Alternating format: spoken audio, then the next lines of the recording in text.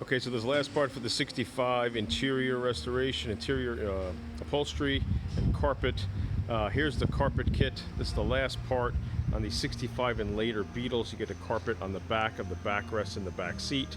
So what you got to do is you got to get this top bar here, and there are holes in the frame for you to punch this down here with a screw just like that comes out of it. These are the screws that come out.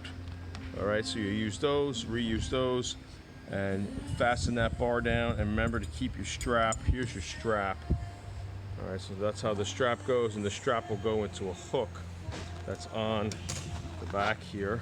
If I can show you quickly, and that would hook into here.